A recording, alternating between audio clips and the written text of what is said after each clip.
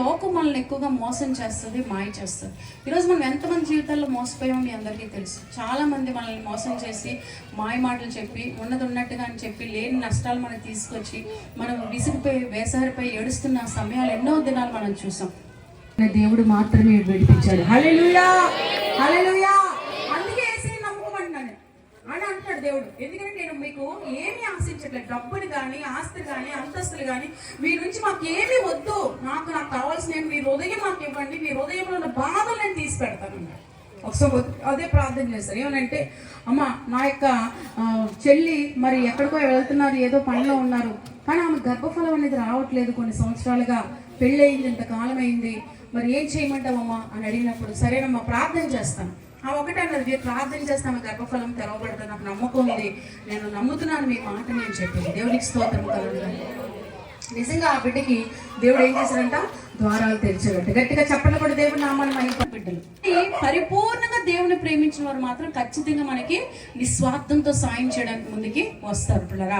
అంటే వాళ్ళు కాదు కానీ వాళ్ళలో ఉన్న దేవుడు మీ కష్టాలను అర్థం చేసుకొని సహాయకులుగా దేవుడు వారిని ఏం చేస్తాడు, మీకోసం నిర్మించుకుంటాడు. ఆమెను చెప్దాం. కనుక ఈ లోకంలో ఎక్కువగా మనం మోసపోకూడదు. ఈరోజు వాళ్ళు ఎంత సాక్ష్యం ఎందుకు చెప్తున్నారు, ఇక్కడికి వచ్చి ఒకరు వారి సాక్ష్యాలు ఎందుకు చెప్తున్నారని అంటే, మరి మన ఊరు వాళ్ళు చెప్పినప్పుడు కూడా బయట ఊరు వాళ్ళ నుంచి సాక్ష్యం మీరు వింటే అది ఎంతవరకు సత్యం మీకు అర్థమవుతుందని చెప్పించారు. కనుక మోసపోయే జీవితంలో మనం ఎప్పుడు ఉండడానికి వీల్లేదు పిల్లలు. ఎంతో మంది బైబిల్లో మనం చూసినట్లయితే మనుషుల్ని నమ్మి మోసపోయిన వాళ్ళ గురించి మనకు తెలుసు, చాలా మంది గురించి ఈ సమయంలో దేవుడు జ్ఞాపకం చేస్తున్నాడు. అటువంటి పరిస్థితులు ఆదాము అవ్వ చూసినట్లయితే, అవ్వ మోసపోలేదా? అవ్వ మోసపోయింది కదా, ఆదిలోనే మోసపోయింది సర్పం మాట విని. కనుక మోసపోవడానికి ఏముంది? మరి యాకోబు దగ్గరికి వచ్చే టైంకి యాకోబు మోసపోలేదా? యాకోబు మోసం చెయ్యలేదా? అంటే మోసం చేశాడు, మోసపోయాడు యాకోబు. దేవునికి స్తోత్రం కలుగును. ఆ పరిస్థితుల నుంచి ఎవరు విడిపించారు అతనంటే, ఆయన చేసుకున్న పశ్చాత్తాప ప్రార్థనే యాకోబుని దేవుడు విడిపించాడు, కానీ ఎవరు యాకోబుని విడిపించలేదు పిల్లరా. అందుకనే ఈ లోకం మనల్ని అనేక రకాలుగా మోసం చేయడానికి మాయ మాటలు, మంచి మాటలు చెప్పి మనల్ని చక్కగా సులభంగా మంచి దారులు నడిపిస్తున్నారని చెప్పి చివరికి ఇరుకులో పడేస్తారు. అదే నిత్య నరకానికి నడిపించే పరిస్థితి వస్తుంది. అందుకే భూమి మీద మనం ప్రభు అయిన యేసుక్రీస్తు యందు సంపూర్ణంగా విశ్వాసం ఉంచి మోసపు మాటలు నమ్మకుండా యథార్థమైన వాక్యాన్ని, సత్యమైన వాక్యాన్ని మనం విందాము, వాక్యానుసారమైన జీవితాన్ని జీవిద్దాము. ఆయన రాకడ ఉందని నేను చెప్తున్నాను. దాని విషయం కూడా ఇక్కడ రాయబడి ఉంది. ఏమనంటే వాక్యంలో ఉంది 5వ వచనంలో, అనేకులు నా పేరట వచ్చి నేను క్రీస్తునని చెప్పి పలువురిని మోసపరచెదరు. మీరు యుద్ధములను గూర్చి, యుద్ధ సమాచారముల గూర్చి వినబోదురు. మీరు కలవరపడక చూచుకొనుడి, ఇవి జరగవలసినది. ఈరోజు యుద్ధాలు ఎలా జరుగుతున్నాయో తెలుసా మీ అందరికీ? ఎంతమంది తెలుసు? హల్లెలూయా చెప్తాం.